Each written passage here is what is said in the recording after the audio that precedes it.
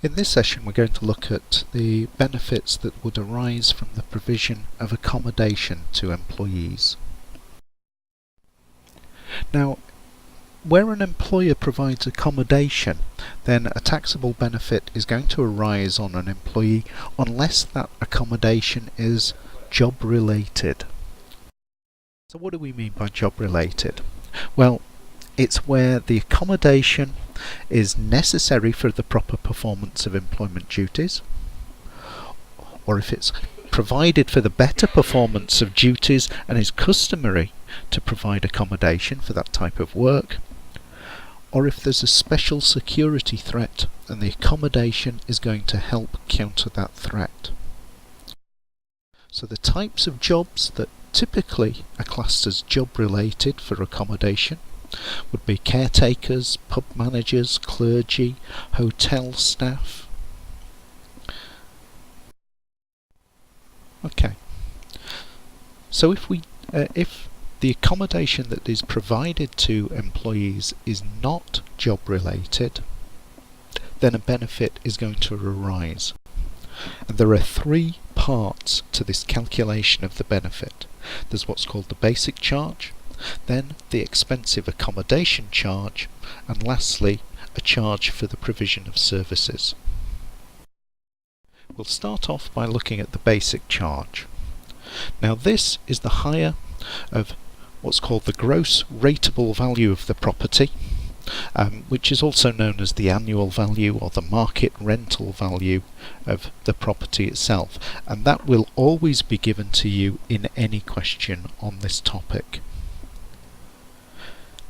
We will compare that against the rent that's paid by the employer on the property. So that's only relevant where the property is rented rather than owned by the employer. Secondly, we can get an expensive accommodation charge. Now this arises if the accommodation that's provided is owned by the company, and if it cost more than £75,000, which, let's face it, most properties do, and that amount will be given to you in the tax tables. You should note that if the property has been owned by the employer for more than 6 years before that employer moves in, then we would use the market value at the date the employee moved in rather than the cost. But in the vast majority of cases, in the vast majority of questions, you'd be looking at using the cost. So how do we calculate this expensive accommodation charge?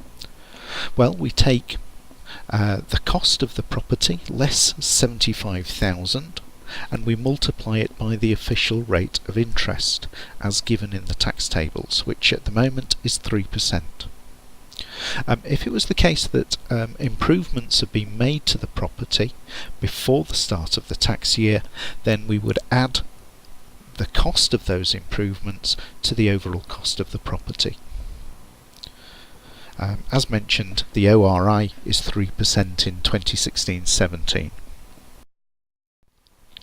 Finally, there can be a further benefit in respect of accommodation where the employer pays for household expenses such as heating, rates, maintenance costs or decorating, but we would not include the cost of any capital improvements to the property. That we would include when calculating the expensive accommodation charge. If the employer provides furniture, then a charge of 20% of the market value of that furniture would be used and included in the provision of service charge. So let's have a look at an illustration. Okay, so let's have a look at the scenario that we're going to work with. So during 2016-17, a business provides a property for one of its managers.